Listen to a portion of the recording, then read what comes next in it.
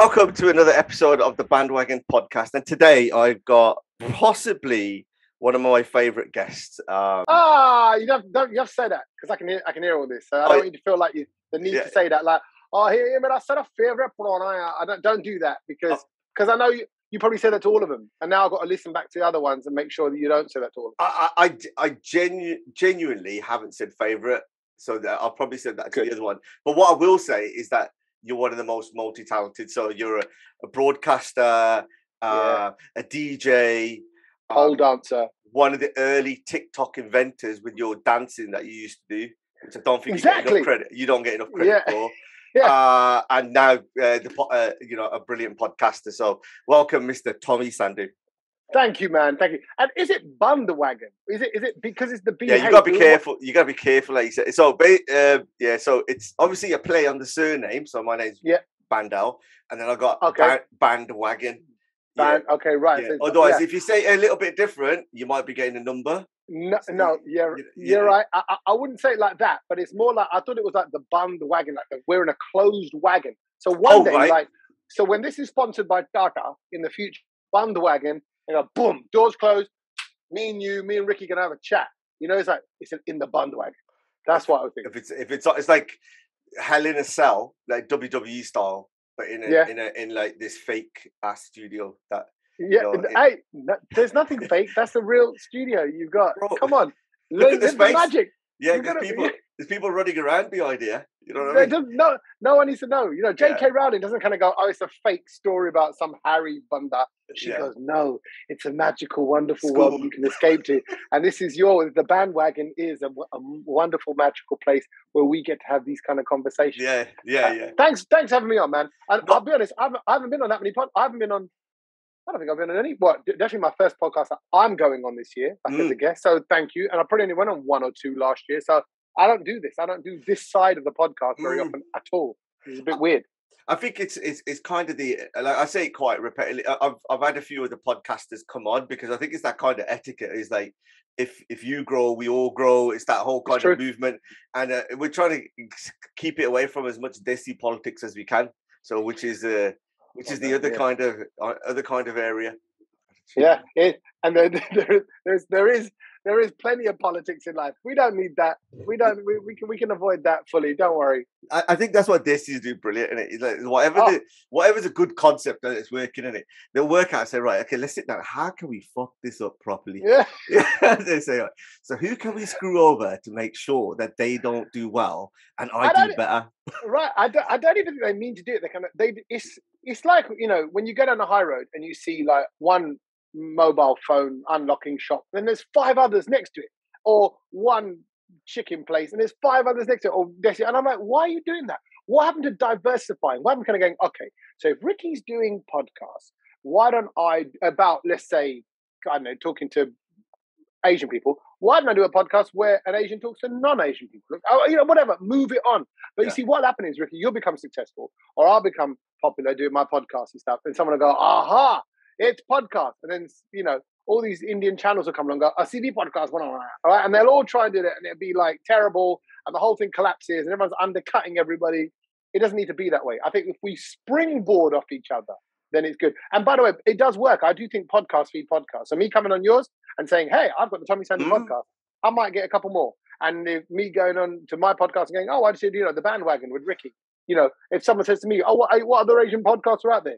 Bandwagon with Ricky. It just comes, and then that's it. And they do feed each other. So we can help each other, but we end up nobbling each other. I think what it is that if you're trying to own conversation, you're never going to exist. It's not like, like at the end of the day, it's not like a wedding where you've got certain suppliers and everyone's undercutting.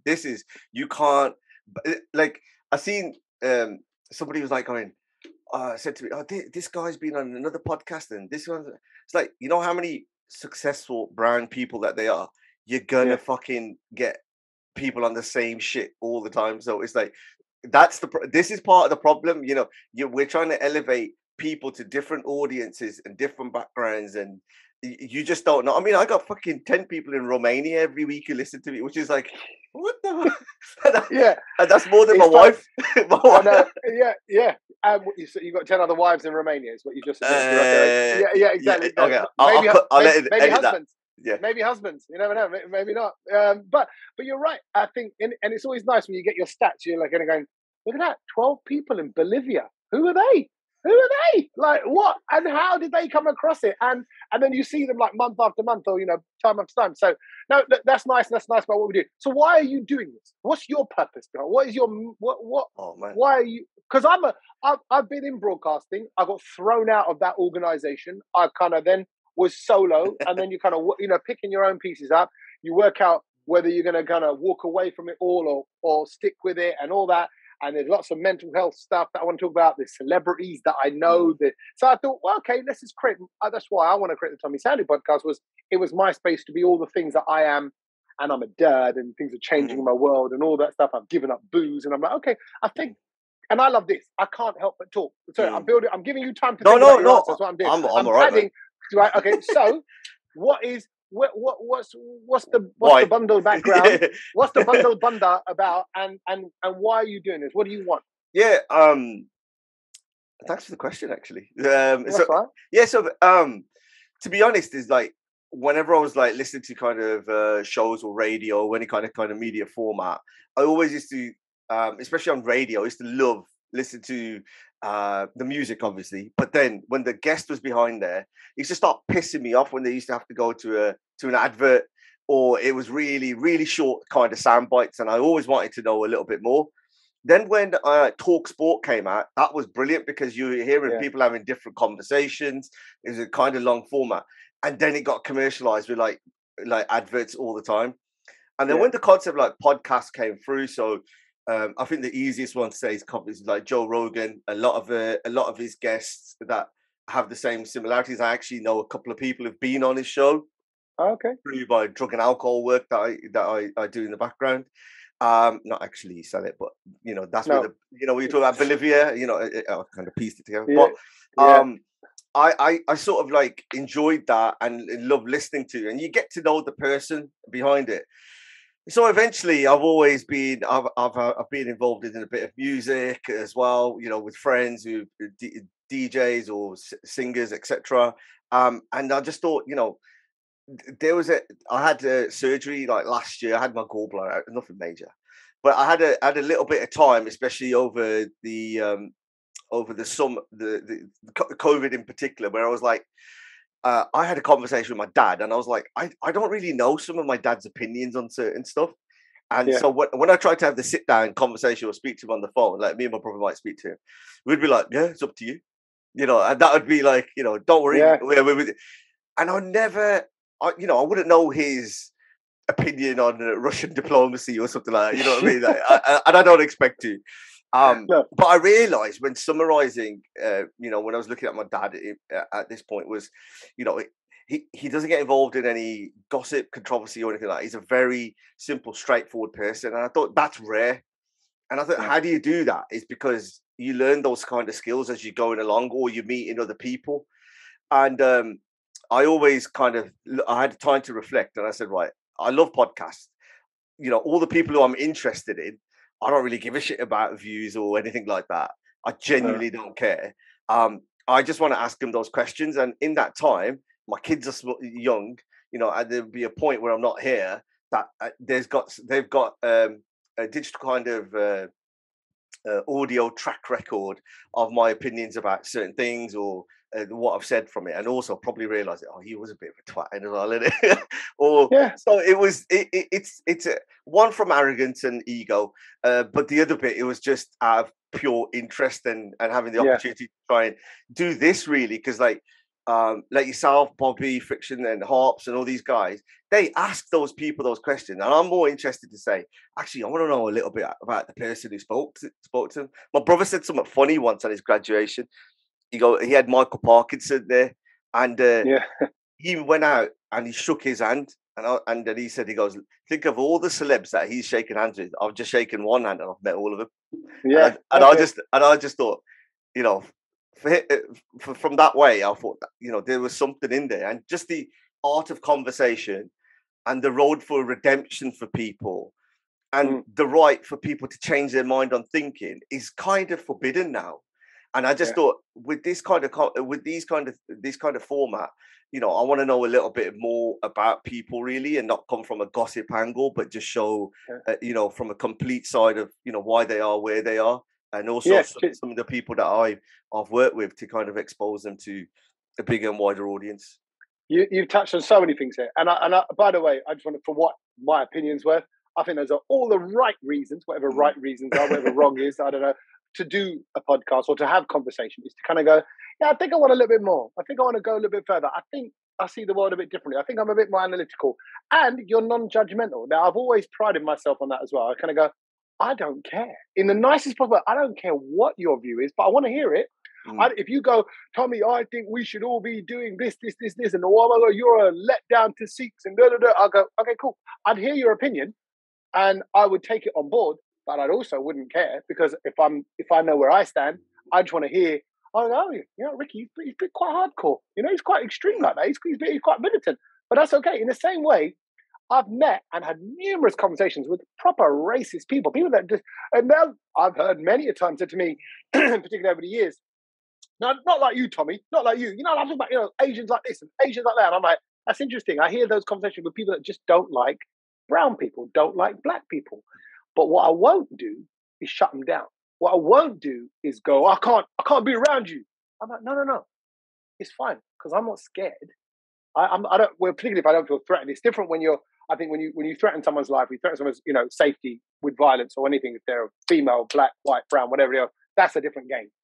But if you want to have a conversation, then I'm more than happy to have a conversation about anything, and I'll keep saying my point, and I'll take on board yours. You might love heavy metal music. I don't get it. I'm like, oh my God, how can you enjoy that? Put on a tumbi and a tall, and it's a different vibe. Bit of salsa music, samba, lovely, makes you feel something. Doesn't do it. But if you want to tell me about why heavy metal music's so amazing, then of course I'm here to hear it. There's 7 billion people in the world. We're all here to make the world go round, and not everyone can be cast as the same character. So that, I think what you just said, not to judge, is so important, because you're going to go, and when people talk about be kind, hey man, I'm going to be kind, hashtag be kind. I'm like, no, it's not just be kind, because I can be kind to your face. We know in our country, hanji, be kind. That don't mean anything. Go home and gossip the shit out of them. You know, that's not being kind then, is it? That's just putting on a front. So my thing is, be kind and be accepting. I accept you for whatever you're going to say. It's cool. You are entitled to that opinion. This is your life. It's your world. You make it up as you go along. You get through it. Don't you fall into the path of drug and drinks and violence or anything else. Keep yourself siddha. Sleep well at night. Be a good husband. Be a good dad. Be a good brother. Be a good son. And do what you got to do that. And I'll accept you for that, even if your opinion is very different. So I think that's the right reason to do what we do, surely. You know, I think that's got to be the basis of it. I think also that in terms of in terms of self-reflection, because the world was different 5 years ago, your opinions are going to be different 5 years ago. You may not like the version that you were for like 25 years or 30 years, and then all of a sudden you have a realization or a moment or something like that. And you say, you know, something, I need to try and fix up my kind of my appearance, not appearance from like visually, but inside as well, and how you operate. But what I won't do is what I've tried to do, because I'm still guilty of it in some ways. But if you're judging someone the way that they were before, you really open yourself in terms of exposure. You're never gonna survive, because the world evolves so quickly and opinions evolve so quickly.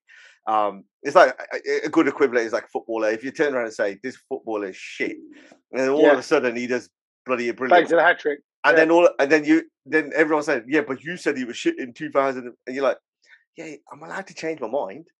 Yeah, and that is not that's not allowed in this kind of environment, really. No, you're right, and that's why. And look, I work on news channels as well. People come on with opinions, right? So people come on with kind of saying, what is your opinion, Tommy? They'll say to me, beforehand, today we're going to discuss the booster jab, right? Recent thing that we did a couple of weeks ago. What's your opinion on that?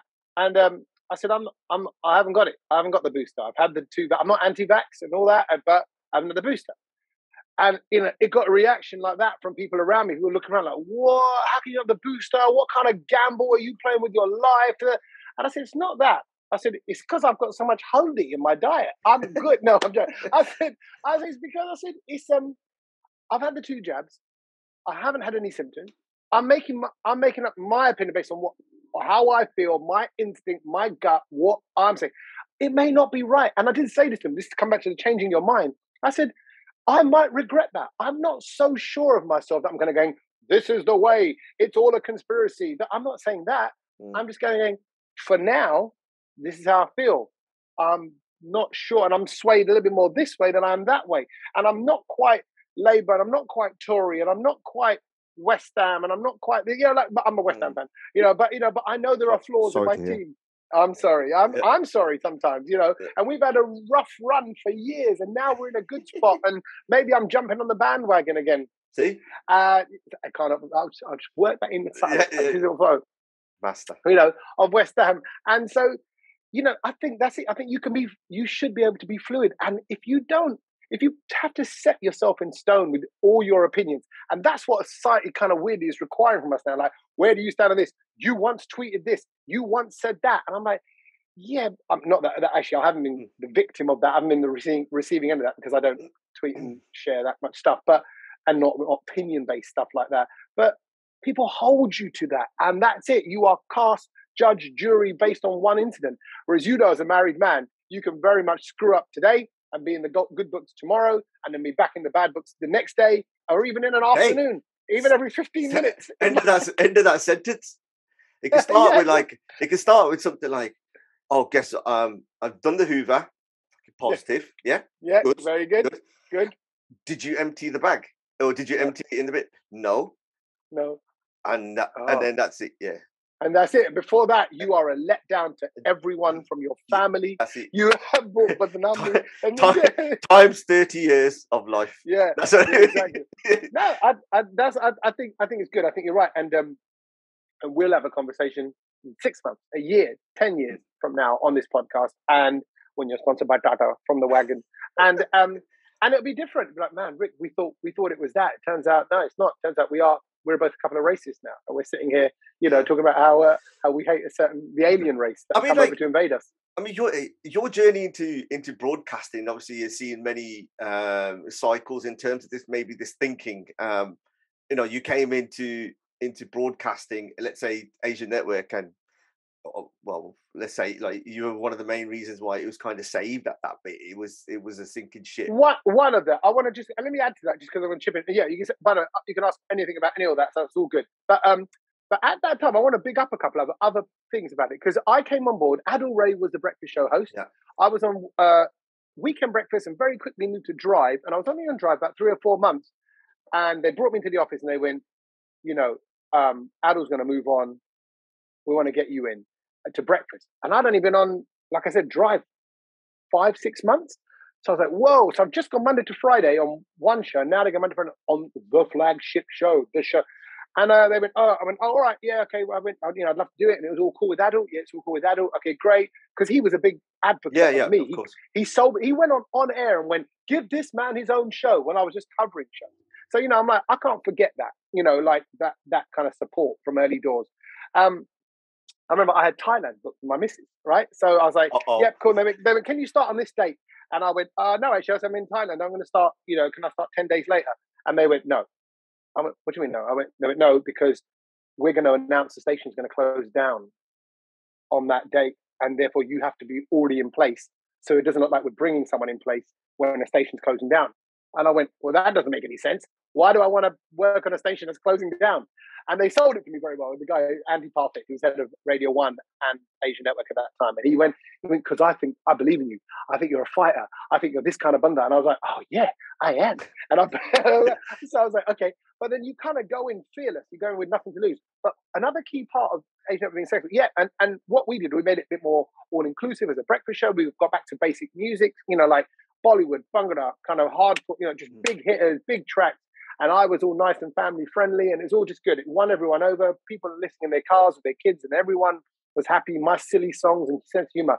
But a big key part of the Asian Everything Well was Noreen, because Noreen took an afternoon. So the radio station would peak at breakfast, and it would peak at Drive. They're often your top peak, but it would belly out in the middle.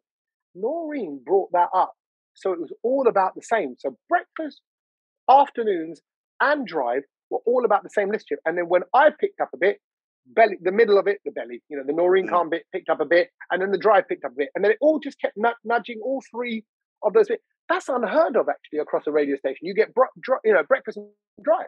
So a big part of it was the music policy, and a big part of it was Noreen in the afternoons, and then the drive sort of followed. I can't remember who was on drive in the afternoon. I think it was like Jazz Rao for a bit, and then Bobby came a little bit later on onto drive. But so yes, I'd like to feel I'm a part of the success story when it was going to close down, but it wasn't.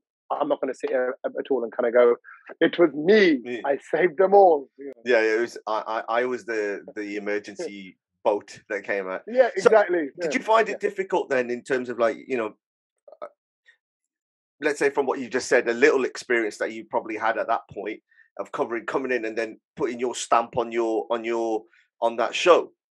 Completely, because so I'd done a few years in telly before then. So I'd done the Blind Date gig. I got the voiceover on Blind Date, and I'd done a few TV shows. So you weren't known as the R. Graham. You were. How did they introduce? Were you R. Tommy? Exactly. No, they didn't. Scylla called me that as a one-on-one.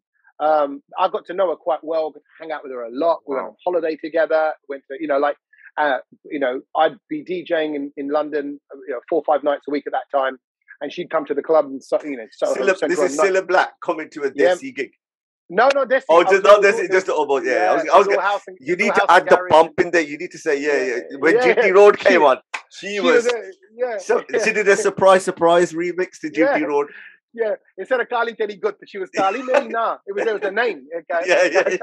Kali Meri Na, made up, very gingerly. I don't know what it would do, right? But she was, she'd come out to the club. It's all house garage action. I play a lot of gay clubs, weirdly, as well. Not weirdly, I'm saying weirdly for me back then. But that was where I got to play my music, which is house, and what I love, the big piano, vocal, disco, soulful, uplifting, happy music. And I play it in a crowd where there was no trouble. There's never a fight in a gay club. Never. And also, can I say, the hottest women would go there. So it was great. And none of the women are interested in any of the very fit men that are in here. So they get to come and talk to the DJ. It's a great place to be. Anyway, that was back then. But against that, Scylla, learning a lot from her, learning about the business. She taught me loads. Also, I had a producer, manager, agent at the time who worked with Scylla. He'd worked in the entertainment business.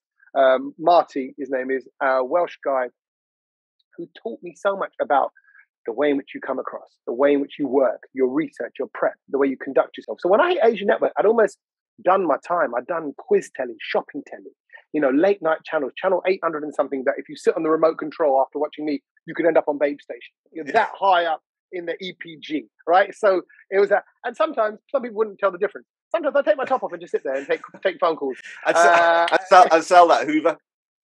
Yeah, exactly. I do both. They can do that. They can do it all.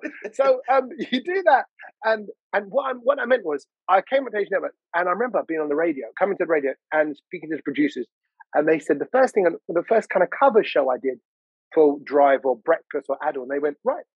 So what do you want to do? And I went, what do you want to do? What do you want to do in the show today? I went, it's your show. You tell me what I want to do. And I went, no. They went, in radio, it's led by the presenter. I remember thinking, oh crap. I don't know. 3-4 hours of a show. What? Don't know. We'll play some songs. Then I started thinking, well, what do I like? I like puns. I like language. I like wordplay. I've always have done. I used to come back in from DJ, and I used to watch the repeat of Countdown, which is on at 4 o'clock in the morning. And I'd already watched it in the afternoon because that's when I woke up. And then you'd win. You'd win. And I'd be like, I guessed it. Nine letter word. Exactly. I felt like a genius. So you do that, and I love wordplay. So I played on that. And then I thought, hold a minute, this is an impossible task. We've got, Indians, Pakistanis, Bangladeshis, Sri Lankans. You've got Hindu, Sikhs, you've got people, all those different parts of our religion, all those different parts of our geographical background. You've got different levels of Asianness. You've got uncle, auntie, grandparents. I'm thinking about my own nana, nani, baba, daddy, kind of type person that wouldn't speak a word of English. Then you've got my kids who wouldn't speak a word of anything in any other language. And I'm like, man, how do you join all this up? And then I'm like, I don't know anything about British Bangladeshi households. I don't know anything about. So I kind of kept it generic. It's a bit like selling a chutney or an Indian restaurant. Now putting a menu together. I'm like, okay, this has got to appeal to everyone. So you got to have a little bit of spice, you've got to have a little bit of bland, you've got a little bit of kind of crossover humor. So you just do that and you kind of get a feeling, but it's a bit like DJing. When you're DJing to a room, you're looking at the room. I call it my goldfish bowl because you're like the muchie in the bowl looking around at everybody else walking around. And you're kind of going, it's gone a bit too heavy on the hip hop. Let's bring it back with some softer R&B, get the girls back on the dance floor. Now let's kind of dancing it up. Let's pick up the pace now before we bring it down at 2:00 and get into kind of another part of the set.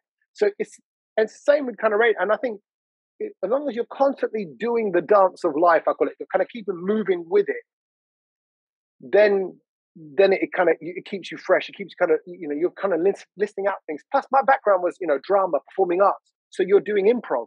So you know how to vibe off of something. So if you say something, I'm playing on Bandwagon, I'm playing on wordplay, I'm playing on this, if you've got that playfulness in you, you can come up with stuff every day. And we did. And sometimes I'd go to the radio show thinking, I don't know what I'm going to say. Oh, I got nothing. I don't feel funny. I don't feel like I've slept. Me and the missus have argued. The kid's not well. I've been up throughout the night. And you're like, shit, where am I? I don't know what I'm going to do. But you have a coffee and then something happens. The light goes on. And you just go, let's go.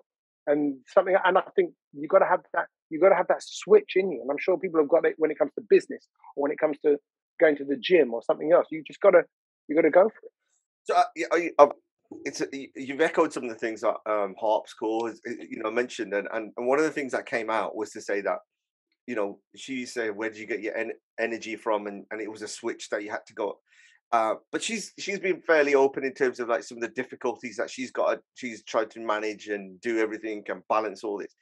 At what cost did it have you in terms of being switched on all the time? Was there an area in your life that it was having an effect on? Yeah, I mean, I was going to be rude there. I couldn't get it up. I couldn't get it up for 6 years. No. I'm fine. No problems there. So on it. What? Yeah, that's how I got through it. I was rock hard, 4 hours a day, every day. No, giving it to the people. No, what I tell you, I love it. I love performing. I love people. I love audiences. I love crowds. I love being known. I like being recognized. My ego is not fulfilled. My missus will tell you, I stop and talk to the person at the tills at Tesco or on the street, the coffee shop, the neighbors. I'll talk to anyone. I'll talk all the time. People think I'm often on something because I'll talk this much and I'll talk fast all the time. I've got 4 or 5 businesses. I've got the podcast, the daily podcast. I've got my property stuff. I do other bits of what I'm trying to commission stuff. I'm writing stuff, whatever. So I'm just on the go and I love it. So this is everything I've built up to. And I also, without getting all kind of deep about it, I listen to the Banter every morning. So I have my spiritual time. And I did that all throughout the breakfast show. On the way to the show, I didn't listen to anything else other than my 20 minutes of my part, right? Great. It got me in the right headspace. It kind of got me kind of starting the day with positivity and early time of the day. Don't forget, I'm getting in a car to go to the show at like 5 o'clock in the morning. So no one's awake. Me, back in the car. Oh, the BBC, the beautiful thing about them, they send a car for you every morning. That's lovely. So all I've got to do is roll out of bed, get in the shower, roll downstairs, get in the back of a car, and I've got my headphones on, and I have that time to myself. And I think that's so important to stop the noise. And then go time for the show. Then from the show at like 10, the show went in at 10, sometimes 5 past 10, 10:15, I was one floor down with the one show. I do the one show all afternoon filming. Then I'd come back home on the tube from wherever we were filming or on the train, get back home, and then they would have edited it up in that time to go out that night. And they tell me the voiceover bits that they need for the video piece. So I'd be under a gumbo recording the voiceover into my phone, then email that to the one show. That would go out that 7 o'clock that evening. How it would manifest itself, how that would kind of come out then, is I'd be reading to my kid at 6:30, 7 o'clock in the evening, putting him to bed. And my head would be going like that. I'd be so tired. Your diet is all over the place. Your sleep is all over the place. Whenever I'm not slept properly, I get snivelly. I get all like, sneezy. That's how it kind of, so your health suffers. I was 3 stone heavier during the height of breakfast than I am now. I'm 13 stone now. I was 16 stone on that show. So because you're just eating whatever, plus you're out and about, plus you're doing gigs, you're grabbing late night food. I was just going from one thing to another. So I was drinking more.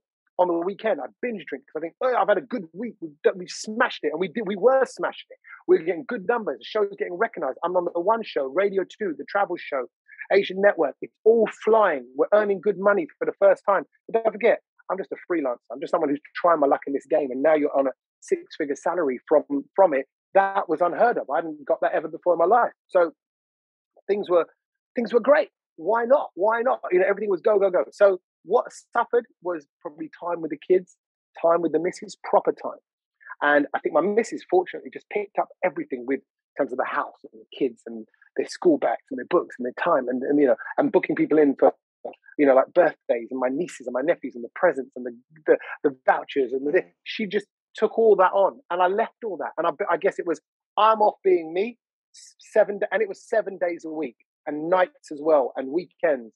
But I've got to be honest, Rick, I loved it and I miss it to this day. So I think now if I was doing that and knowing what I've been through in the last 4 or 5 years, I'd balance that out a bit more, but it's still amazing.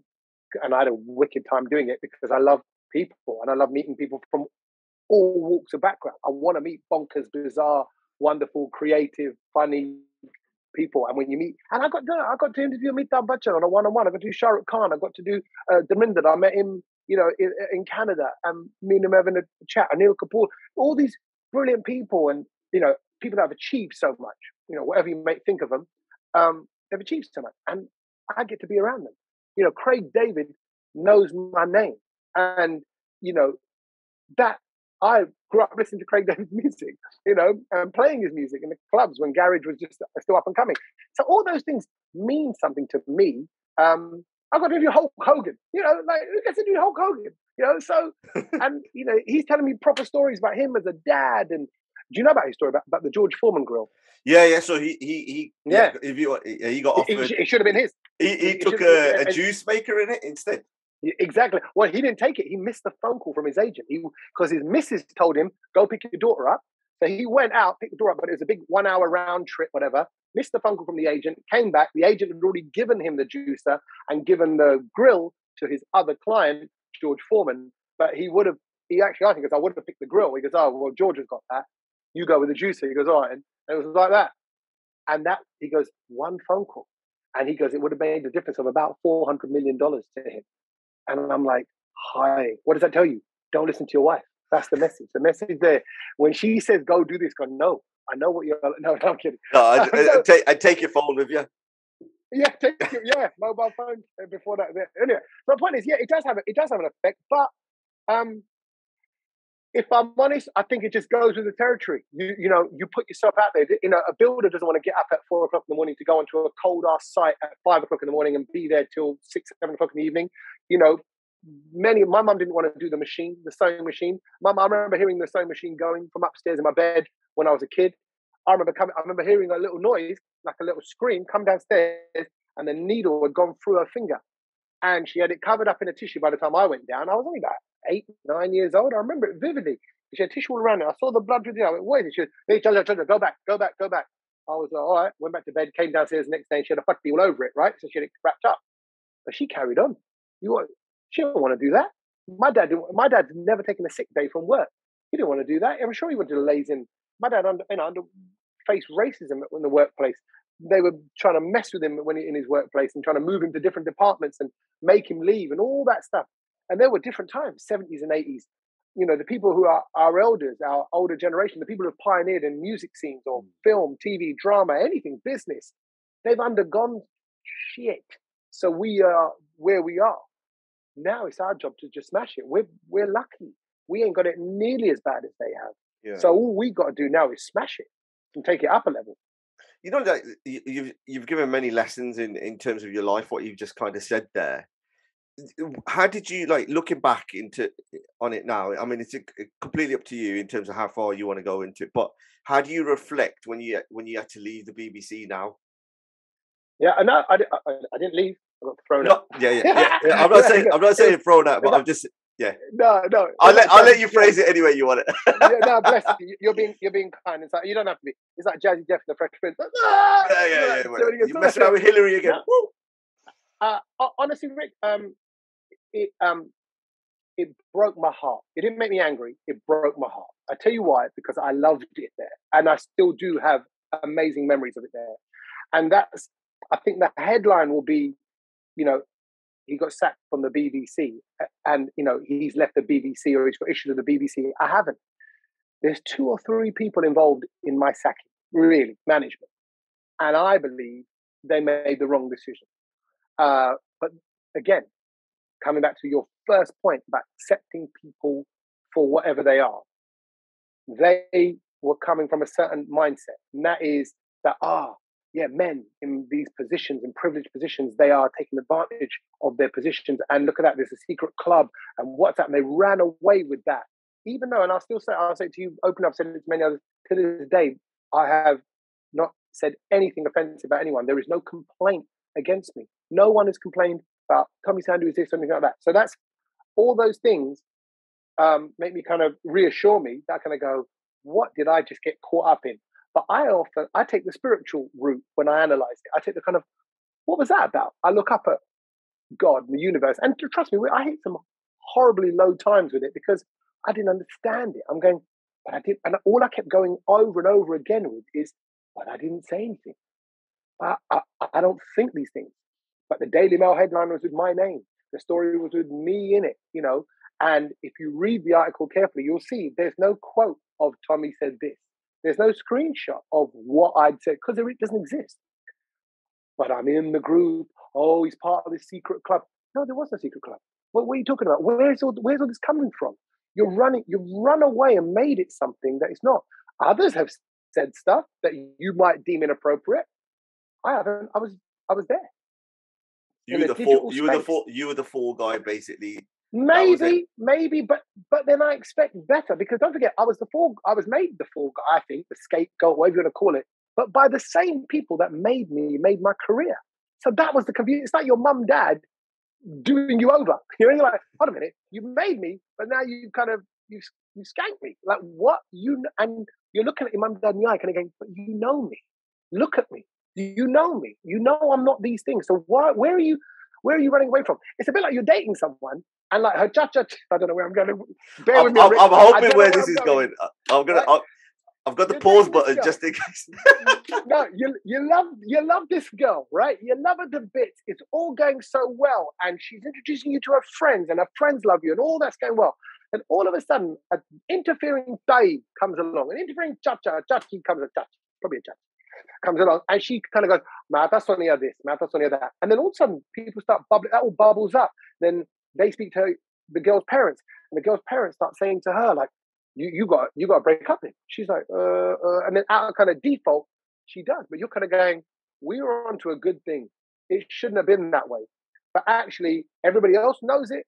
I've got a lot of support from people who still work there, and people message me, and even the supposed victims of the group and all that have messaged me kind of going, this got nothing to do with you. We don't understand how this has happened. And I don't understand how it's happened. But, I think you have to roll with it in life. You don't know why things happen. I know that me and my missus are closer as a result of it. I know I've kind of got more time for my kids as a result of it. I've stopped drinking as a result of it. The hangovers were getting worse. So it's now been over 2 years, no drink. So Will Smith once said, you got to fall forward. If you're going to fall forwards and progress from that fall.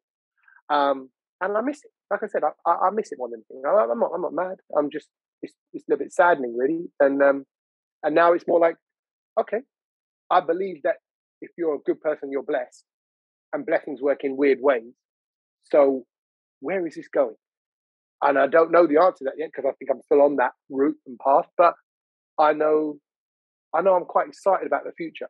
And so let's just give everything a go. And particularly post-COVID and all that, I'm like, everyone should just give their dreams a go. Take one step towards whatever that thing is that you want to do. You want to have a successful global podcast, Rick. So this is your step. Start building up, start contacting your guests, reaching out to people. Bang, bang, bang. You create something. Before you know it, having Tommy on's created another 5 new followers. Having Sikh on's created another 10 new followers. Having Bobby Friction on's created another 100 new followers, whatever it is. And then bang, bang, bang, bang, you're rolling. And it becomes something, but it's brick by brick. You lay these bricks, and before you know it, you've got a gun.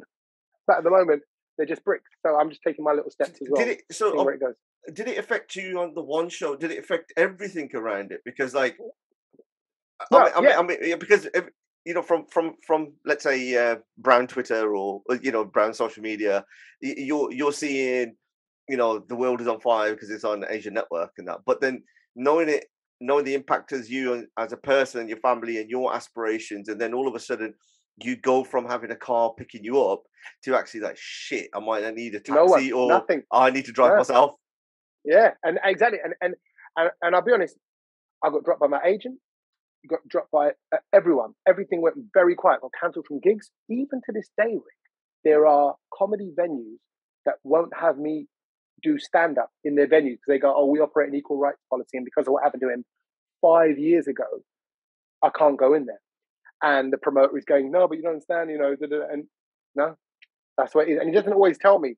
And even my script has been turned down because they Google you and this comes up. So there has been massive repercussions. I was in talks with a really big streaming platform to be a part of them in India. And they went, we're trying to launch in other countries around South Asia. And because of your association to the negative comments, we're not going to use you. Hope you understand, Tommy. Right? And I'm like, it's heartbreaking. I've been told by other comedians that the comedy circuit and agents will refer to me as one to avoid. This was a couple of years ago, right? And that's upsetting. It's heartbreaking because you're like, what? How did this? Look at me. I'm still like, well, how did this happen? I think it's more like how do you fix it? It's something that wasn't even broken, and you're getting told, you need to fix it. One, it's not broken, like, and you're fixing it, and then you say, "Okay, I've done that bit now. What's the next step?" And everyone's like going, "We're just making it up." And you look up and you kind of go, "What do you want me to do?" You look up at the universe, look up at God, whatever you want to call it, and you kind of go, "I don't know what you want me to do. I don't know what I'm supposed to do next now," because it's like I've just been thrown off the train of life, like my career. And I don't forget, like I said, I was in the game since I was 21, 22 years old. I was doing my first TV shows and voiceovers and like I said, all that shopping telly and quiz telly and all this stuff. You're building up your skills. And with quiz telly, you're speaking into a camera for 3 hours a night straight, one person, nobody else. Yeah, it's hard, man. It's hard. All right. And then they say to you on radio, "Oh, if the link goes down, you got to fill for 30 seconds to a minute. Can you do that?" I'm like, 30 seconds to a minute? I could talk about selling a lampshade for 3 hours, so don't worry. But all that is where I earn my stripes. And so if anyone's out there listening to this and they're kind of grafting away at the kind of crap level of what they really want to do, don't worry. All that is kind of just, it's the tadka to your final chicken dish. You're just getting your onions right. You're getting your masala right. You're getting all those flavors layered up. And so you're right, it is hard. And injustice is a tough thing to swallow. But of course, the other part of it is coming back to opinions and people's opinions is I question myself. I'm like, maybe I'm deluded. Maybe I'm a wronger. Maybe I have done something and I'm so blinkered that I don't even understand what I've done wrong because I'm an arsehole when I don't know it. And I'm like, hold on a minute, but I don't feel those things. I'm not racist. I'm not homophobic. I'm not lewd. Now, my dad was from Pakistan, so I wouldn't be anti-Pakistani. And I don't have those feelings. I'm like, I've just been told I'm something. You are this, tarred and feathered. Now you're covered. You're like, huh? But I'm not. You're like, you're trying to get it. Or you're like, no, but hang on a minute. And no one's listening because the damage is done. And unless in these times that we're in, unless you can sum up everything in a tweet, you can't get your point across. You won't be heard. It doesn't cut through. But you're kind of going, no. So were you in the group? Yes, I was.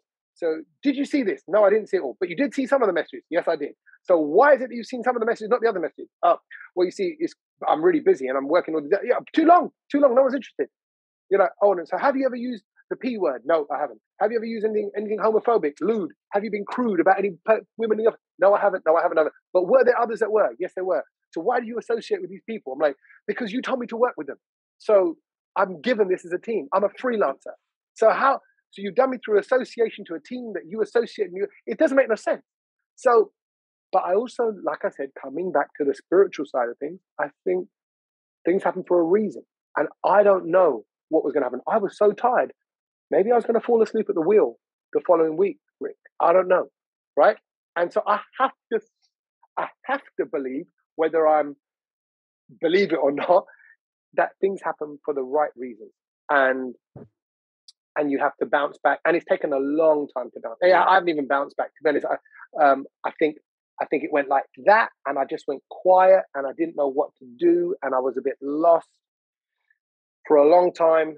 And only like in the last, I'd say 6-8 months, probably it's kind of felt like I feel different. And stand up has helped, and people, the stories of. Look, and I'll tell you, it's no secret. It's gonna come about. I'm in the middle of a legal thing, still with them. It's still ongoing, and it takes this long.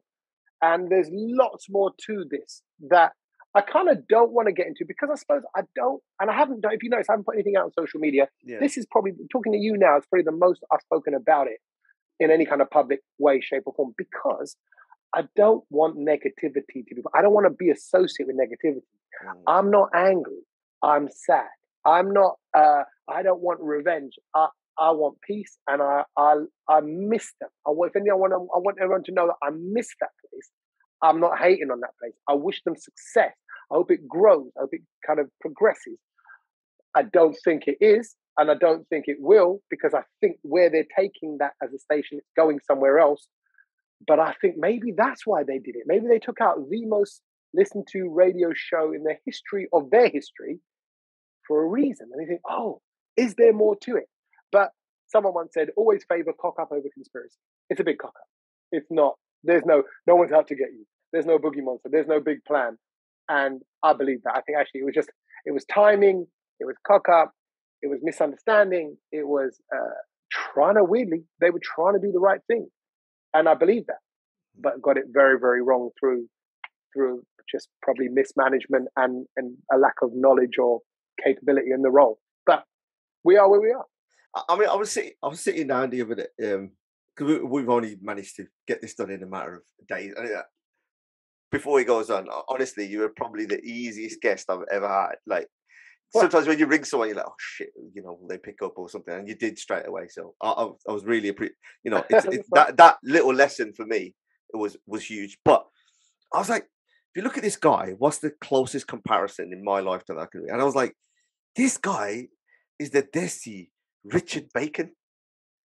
Yeah. I've been compared. Well, people have talked to me about Richard Bacon's career as well. And I was like, he's got it from it, and it was the. But can I say, but Richard Bacon, he did coke. Yeah. Right. Okay. So that's the difference, right? He actually did cocaine. He got caught with cocaine. Well, that was right. Am I getting right? I'm not getting somebody else. Right. In the toilet, yeah. Right. So. And often people say, people have even said to me, "Oh, look at all the people at the BBC that are wrong ones over the years, and and they've all got away with it." I'm like, well, don't compare me to them. Don't do that. and I tell you what, I'm going to distribute a story that really hit me throughout all of this time was the Caroline Flack thing. So, and I say thing because I don't know all the in and outs of it. But Caroline Flack, for those who know, broadcaster, host of Love Island, super popular. She won Strictly Come Dancing, killing it. She's an A-list broadcaster.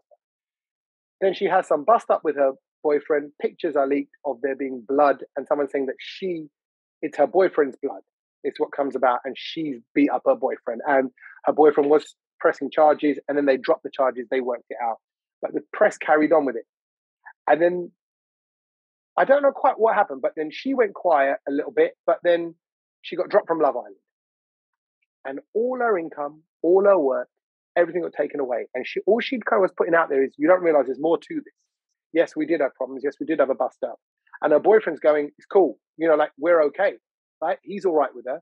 She's all right with him. Whatever had happened, and I don't know to this day whose blood it was or what, or apparently it was her own, whatever. But all that happened, but basically everything got cut off. Now, the key element here is when you're the star, when you're number one, everyone's in your life. And then when it's all gone, there's no bravado. I can't think of the English word. There's no care for you. That's it. You're dead. You're done. Everyone who was in your life daily is gone. For their own interests, maybe. Maybe that's the way the world is. But we're not like that. I'm not like that. As a host, you're not like that. As a presenter, as an ego, as someone who wants to be liked. You're constantly going around looking for affirmation, confirmation that you are funny, nice, good looking, attractive, cool, whatever it might be. Right? Yes, you are. Great head of hair, by the way. And fucking skunk.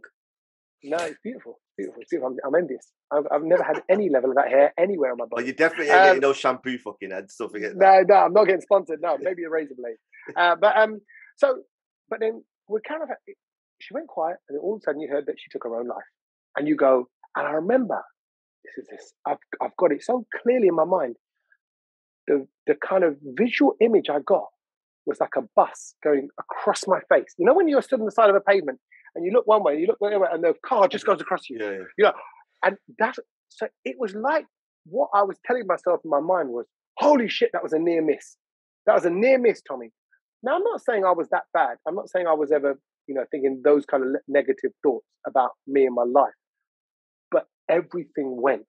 And I'll tell you straight, Rick, my mum quit her job when I lost mine, came here every day, would help me with getting my boys ready for school, something I'd never done. My missus ended her mat leave early, went back to work. My mum's doing the bath.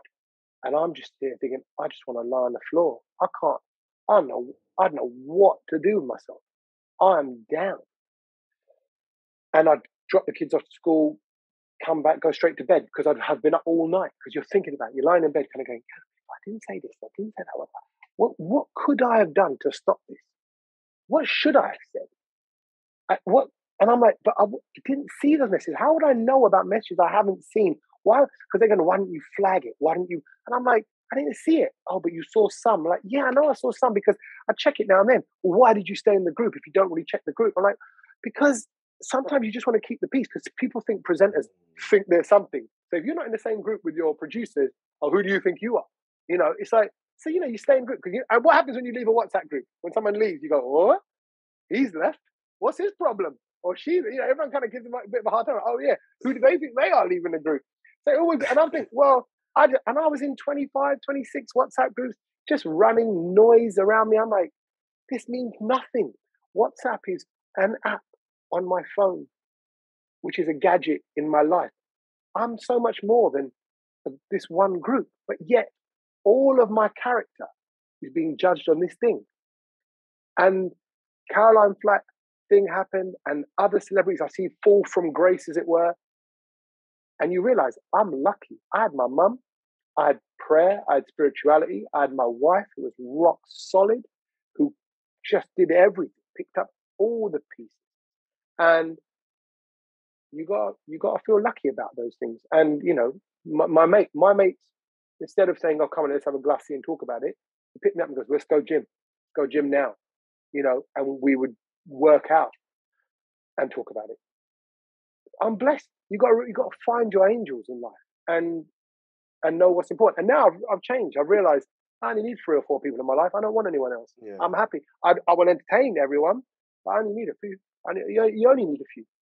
So, like you had almost like a lifetime of managing egos and celebs and stuff, and then the hardest one was trying to manage your own and build it into it.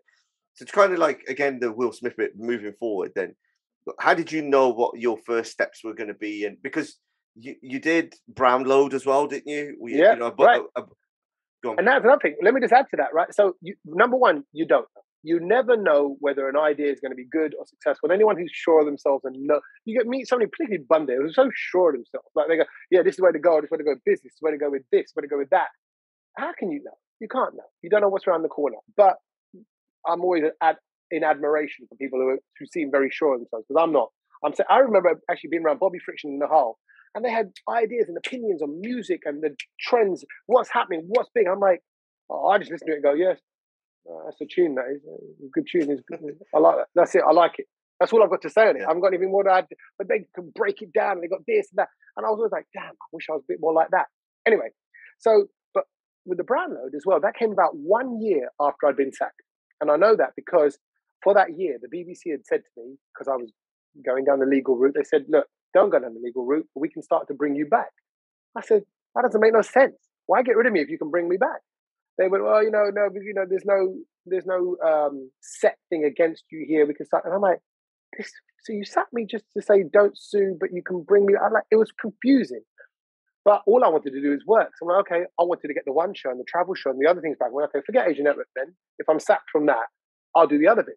But the one show couldn't take me back because they went, well, you're someone who's been sacked by the BBC. this is going to look bad on our program. So radio doesn't really have that influence over TV in the business, but they can tell them, go, no, you can have him back on the one show, but we're just not going to use him. It doesn't make no sense. So it's one BBC, it's one organization. So everyone just steps away from it. So all of it's gone. And so I'm waiting, and I'm talking to the radio a lot, and I'm going, when am I coming back? Can I come back to radio 2? Can I do my... And they gave me one show to cover in July, the following year, after about 7-8 months after I've been sacked. And then after that, nothing. And then when I met the boss, and that's when I got offered the brown note, Sony Music India said, let's do a podcast. And I went to meet the boss. I went, look, you're saying, wait. How long can I wait? It's been a year. And they, you should, and I said that, and they went, I remember what he said exactly. He goes, it's not that we can't use you, Tommy. He goes, it's that now that you're kind of at the back of the queue and there are others in front of you. And that was like a kick in the nuts. That was, because I was like, I'm at the back of the queue because you pulled me out of the queue, So the brown note was offered, Sony Music, and it was with the guys who I've been sacked with. So I'm like, oh man, what does this look like now? Does this look bad? Is that? But this comes back to the point that we made at the beginning. Just because these guys may have used language which was inappropriate and may even have inappropriate thoughts and beliefs in certain things, I don't care. Meaning, not that I don't care, meaning I am not them. I'm me. I'm not the BBC. I'm not the brown note. I'm not East London. I'm not West Ham. I'm not just Sikh. I'm not just Punjabi. I'm not just British. I'm many things. And you can't say, that, oh, well, you hang around with them, therefore you are. I'm like, no, it doesn't work like that. And actually, I've now been offered my first bit of work in a year.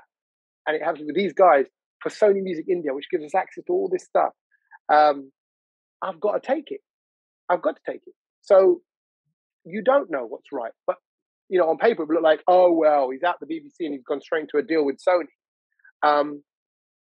But there's a lot of questions around them, So no, you're never sure. You're never sure. I think in that environment, even 5 years, the controversy bit now is some of the... I mean, it's always weird, and we've got up in some way in kind of music scenes, we've got drug habits and all this kind of stuff, but still giving a clean image out to everyone. And you're like, hang on, you're claiming yourself you're a hardcore rock star, this, that, whatever, blah, blah, blah. Yet, like, if you're that in the English side of it, you've got a whole drug career out of it, and sales have gone up, controversy. Yeah. And nowadays, anything that's controversial, you're almost pushed to put something out. Like I could put together loads of clickbait a little bit, and it could push the podcast sort of different. But I just don't want to go down that road at all. No, exactly. The system is telling you the more controversial you are, if you just done what you did now or whatever, you'd be on a different kind of journey, journey. Maybe, and I think times have changed now, and it's different now because I think I was just a victim of the early stages of cancel culture. Yeah, and it was way before a lot of other people got kind of cancelled and some of this, and people couldn't really see beyond it. It was like, oh, cancelled, so everything moves away. But I was big enough for it to cause damage, but not big enough to get over it. So, and then to be honest, Rick, you kind of go, screw it. I don't want to play no more. It's like when the games change, where you're like, you've taken the fun out of it. Like I can't. It's like when a fight breaks out at a party. It's hard to get the dance floor going again. It's like a fight broke out at my party, and I'm like, you know what? Should we just go? Should we just leave it? Should we leave the scene? And it's actually my wife. My wife goes, "You done, or are you not done? You want to hang around and kick off for like hold your ground for a bit, or you want to just kind of lay down and go do something else?" And I thought, no, I think I still got something in me. And also, the fear is, they're going to take away my mojo. They're going to take away that thing that made me me. And then stand up. When I went on stage and I go, no, I still got it. Yeah. I'm still playing that. But you still feel funny and you still can do it. And you still come up with ideas. And also you look around at the scene, you're like, no, I still feel strong. I still feel like I can do whatever I want to do. And I still feel like, people go, oh, what about if you lose your relevance? Someone said that to me, someone from another radio station. You go, well, you got to stay relevant. I said, listen, when I turn up, if I turn up tomorrow on a Monday to Friday radio show, I'll be relevant. I'll make myself relevant because we're too far into this game. We're 25 years into this broadcasting TV game. I'll find a way of being whatever, relevant, I suppose, whatever you want to call it, whatever that means. Yeah, because I saw you hosting quite a lot of events, and and you could just hear this. There's a difference in professionalism there. Let's just put it that way. Yeah, And then, thanks. then I saw you coming on kind of the comedy scene. I thought, yeah, that's just a fucking natural move, because at least there, okay, he can actually tell his story. There's a voice, and I think that silence might have been detrimental in some aspects of staying quiet. Just my opinion, because like when you see people now, if it's cancel culture, the first thing they've got is Instagram and all this that to say this is what really happened, and you've got your own platforms where before you didn't really, there wasn't as big a platforms to kind of share your kind of voices. I think now you've got it, and then at least now you've got a tour with comedians and do your stuff, and then you're able to kind of use it as material, so to speak. We joke about it. Also, it gives you anything hard that you go through makes you a stronger, better, a more aware person. Bad relationships, hard times at work, financial difficulty, health problems, makes you appreciate your health more. This makes me appreciate my work more. This makes me appreciate what I do more. And it hasn't. It's now popped me out the other side of it, and I'm like going, you know what? I love what I do. And if anything, I want it more than ever. And we've gone daily on the Tommy Sandhu podcast for a reason, because we want to speak to guests all the time. You know how hard it is getting one guest a week or whatever, or trying to chase people down, the editing, the social media, the clip. I've got a team in India that are editing stuff. I've got a producer, ex-BBC producer, who's working with me. She's great. She gets guests on. We just did Shinda yesterday. We're sponsored now by GoDaddy India. I want to smash the India, UK, America crossover. I want to go for it. And I'm like, okay, I've got a bigger plan for what I want to do. And I'm like, well, Tommy, you did it for the BBC. You've done it on other platforms or for shows or stages. I can do the Gaana scene, the Asian scene, whatever, the comedy scene, the this scene, whatever you want to look at it. I can do the different audiences. I'm like, okay, now do it for yourself. That's it. Just do it for you. And it's harder because it's like the first few turns on a bike pedal, and it's hard to get going. And I know with radio, you just got to stick with it. Stick with it, turn up, keep going gym, keep doing the podcast, keep at it. Because others will fade, others will get sick, others will get tired, others' own mental health issues or physical issues will manifest themselves. And I've still got my own. I'm not saying I'm not void of those, but it's dealing with them as you go along. And having these conversations with you and other people that I speak to on my podcast help. Because you go, oh shit, you know what? Everyone's got issues. This is a little bit of Tommy Sandhu injustice. Oh, boo-hoo, you lost your job. Well, guess what? You got your house. You got other properties. You got 2 kids. You got a missus. You got a mum who loves you. You got sisters. You got my network of family, friends, culture. And actually, so coming back to your point about going on Insta, not staying quiet. I'm like, you know what? The world doesn't matter. My world is these 4 or 5 people. My world is my home. My world is my heart. My world is right now. Screw the rest. You know what? You can think what you want to think. He knows above, or she knows above, and that's all that matters. And I can now sleep at night knowing I know I didn't do anything wrong, and I stand by that. And I'm this year going to hopefully prove that in a bit more of a public way. But I don't want to dwell on it. If anything, I want to bounce off of it. And look, I've got more to talk about and share on a mental health well-being that I wouldn't have had before. Before then, life was rosy. Straight into Blind Date, straight into Sky One TV, straight into the Asian Network breakfast show seat, straight into the One Show. But it was just tick, tick, rolling. But actually, Will Smith, your Kevin Hart, Don't F This Up documentary will tell you, and other things. I've got the Central Park 5 one. Have you seen that on Netflix? When they see us. Yeah. See us, right? That's injustice. Getting locked up for 10, 15 years for nothing. You didn't do it. You were just in the park. And I'm like, and that taught me a lot. I got a lot actually from BLM and also the Me Too movement. You're like, oh, look at all these people that are on the receiving end of injustice. This is life. Life is a bit unjust sometimes. It's a bit unfair. It's a bit of an arsehole. You got to carry on. You just got to carry on. So what do you find, like, you've built up the podcast as well now, and it was, for me, to me, it's all natural in some way, because I just say, like, for him, it's like this is what he's designed for, from the Yeah. podcast bit. So, like, what do you feel is you gain the most out of podcast compared to some of the other work that you do? I suppose it's space to be me. I'm 45 now, so I feel like I know me better than I did at 30.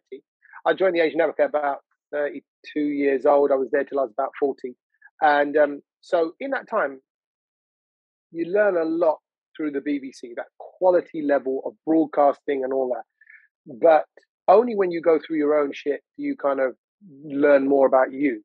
And now I've got the hybrid of the two. So I've got all this experience with interviews, top end guests, and and like I said, I have to remember I'm grateful to the platform that made me a bit of a name in the scene and allows me to do the work I'm doing now. I can now ring Bollywood stars, celebrities, or musicians and send them stuff I've done, thankfully through the BBC, and say, look, I've done this.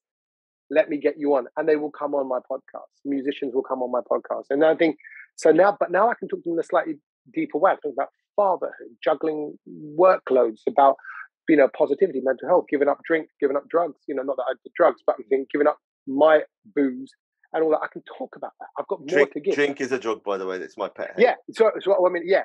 And do you drink? Yeah. I'll tell you, yeah. No, I'm probably about once a month. It's any time when I'm with the lads. I don't really generally drink at home at all. I find that weird, because for me it's a social drink and I'm already at home, so I'm not. Yeah. So. No, you're right. And I actually started drinking more so with food, because I'd like wine with certain food, or I'd have a couple of whiskeys before I have with my gunde and my onions and my tomato. I'd do that like a proper uncle, and then I'd eat my kind of chicken curry, whatever it is, in the night. Yeah, and I loved it. I loved that, and I still do miss that. But hangovers were worse. 2-3 days of feeling even more down, and I'm like, this ain't me. I'm an upbeat guy. But if anything, what I want to put out now to the world this year through the podcast is we've all got stuff going on, and some people's stuff, most people's stuff, is worse, heavier, harder going than mine. So glad I made it through it, because it was my storm for years. It was dark, it was lonely, but there is a way out. I promise that there's no secret formula. It's just a matter of hanging on, even if it's by your fingertips, hanging on to it, getting through it, and it then settles. I'm going to share something with you. I've never said this to anyone. I was 17 years old. It was 17 or 18. It was just before an A-level exam. My mum took me to the Godfather. She goes, your exams are going to start. And I was at the Godfather, and I remember it vividly, bruv. And I'm telling you, it's going to sound like mumbo jumbo, but this happened. This happened. As far as I'm concerned, this is a part of my life. I was in the Godfather. I'm half asleep, because you're going there like 6:37, because the exams, at 9 o'clock, so you got to get to school and all that. I mean, talk about being tired before exam. That probably wasn't a good thing, Mum. But anyway, maybe she thought the prasad would sort me out. The sugar fix would sort me out. So I'm sitting there. And while I'm sitting there, maybe I drifted off. Maybe I was dreaming. Or maybe this happened.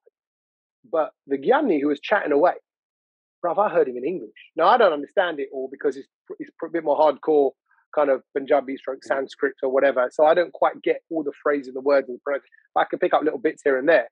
But I heard it all in English. And one thing he said in that conversation was, he said, I'm laughing as I say it, because I'm like, oh, yeah, here we go, at a spiritual awakening. Mm-hmm. But so I'm cynical with it, but I'm also like, look, I only can tell you what I heard. And he said, it's not winter all the time. He said, seasons come and go. Sometimes a bit windy and a bit blowy. Sometimes it's freezing cold. Other times it's sunny and wonderful. So don't worry, whatever's going on now, the clouds clear. And the next day, and there was no reason for it to say that then. Whatever the voice was, that was kind of, because it wasn't really relevant to my life then, but I thought, that's weird. But it stuck with me. Here I am, 45 years old. That was 28 years ago, whenever it was.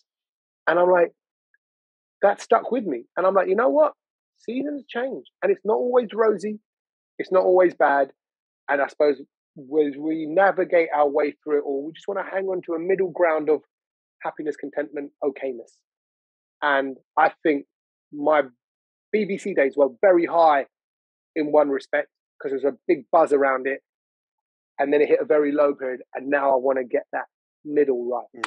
That's what I'm after. So in terms of in terms of future, what's your plans for the next, I won't say 12 months for you, I would say, what's your next 24 months look like? Yeah, so it's on a work level, it's build the podcast. More so, associations, attachments, even like me mentioning it on this to yours. If I pick up 2 more people, who told you, you know how it works. Man, I'll put the link up. That's all good. Thank you. Right, and then so that's that. I'm doing loads of stuff with cricket. Weirdly, that's kind of just come about, which I wouldn't have come about had I not, been out of that place. So, from about February, March onwards this year, it's cricket all the way through to the end of November, and it's tests, maybe covering India through the Bharat. So it's covering Indian test matches, the IPL, and then T20 World Cup in Australia. I'm going out to Australia for that. I was out in Dubai for the other T20 World Cup. I might be out in the West Indies in the summer. We're still working that out. So, there's some fun things lined up. There's also, like I said, the podcast. There's stand-up, a lot of stand-up stuff. Actually, I've got a show next week, got a couple of shows. I'm doing more stuff with news channels where you get more opinions kind of coming across. I've got the legal case, which is going to come to a head this summer. And other than that, it's, I've got some property projects going on. So I'm just, and I'm launching my chutney. Because I want to, because I like cooking. And I've made a chutney mixed with mayonnaise. It's a proper spicy Indian coriander chili thing mixed with mayo. I did it one Christmas about 4 or 5 years ago, and I kept on making it since. Have you named it yet? Yeah, chutneys. It's on Instagram. You're okay? I want to go for the Sandhu spice. No, yeah, but see, then it's based around my name, and it's full of Sandhu spice. Right? Okay, yeah, there you go. That's the secret ingredient, yeah. Yeah, and don't forget, I'm someone that venues won't use, so maybe it's better not to put the Sandhu thing on it right now. Yeah, I get your point. So I'm excited. I'm like, you know what? Give it a go. Now that life knocked me down. I was on literally on the floor. I'd come back and I would lie on my kitchen floor, not knowing what to do. This isn't. I don't want it for sympathy. No, I got underfloor heating. I got underfloor heating. I'm good. It was cozy down, so I'm good. But you've done it, and now you're like, oh, you know what? That's about as bad as I think it can get. Hopefully, it can't get too much worse. So bring it on. So let's go. And someone said, when you're backed into a corner, what else can you do but swing a punch? So let's swing and see what happens. So, bringing it to a close, I offer the guests, everyone, an opportunity to either get something off the chest that they needed to say, either jump on a bandwagon or jump off it. So this is your opportunity, basically. Oh, I think I've got a lot of it. I mean, I promise you, Rick, I've not said this stuff in a public domain anywhere. No, I really appreciate it, man. No, I appreciate it. No, and it's not that I haven't said it, but like you said, I don't want to talk about negative things. I want to share good things. So I suppose my thing is about, being tolerant of people. There are so many people that are quick to form an opinion. Where do you stand on COVID? Where do you stand on conspiracy? Where do you stand on parenting? Where do you stand on your relationship? Where do you stand on men, women, blacks, whites, browns, anything else? Muslim, Sikh, Hindu, the partition, farmers' protest. Where do you stand? You haven't got to stand anywhere. You can kind of keep being open to learning and hearing new information. And I think there is so much information being passed around, and it moves so quickly now because of social media, which is not a bad thing, but it means that there's so much out there. We can all be our own doctor. We can all be our own anything by just Googling stuff. My thing would be, to be open. My thing is to not only be kind, but be tolerant. Yeah. Accept others for being the absolute opposite. And if we can allow a racist to be a racist, then you know what he doesn't do or she doesn't do? They don't go underground with it. And that's why I've always wanted to be like, no, tell me. What do you mean you don't like Asians? Oh, bruv, you know what you like, you're a bit like this and you're a bit like that, and you come over here and you take jobs and you're all like this and you live in massive families. Cool. Say it. Hear what I've got to say back. Listen to me. And that's progression. That's human evolution. We're moving on. But if you don't allow the Banda to say it, then he's going to say it to other people that accept him for saying it, that feed that negativity. And I think you need an exhaust. You need to do a bud now and then. You need to get the bud out. That the lesson of life, get the bud out. Don't trap the bud. If you trap the bud, internal combustion. with those wise words, I'll end it over here, Tommy. I really appreciate it, and thanks for coming on here. And I will, push whatever you're doing, and let everyone know, and hopefully everybody listening or watching will, jump on and help him out, man. Get this geezer. Thanks, back. Rick. Get him. Appreciate further up. We're coming. Don't worry. We're coming. See you, mate. Thank Cheers. you, bro. Thank you very much.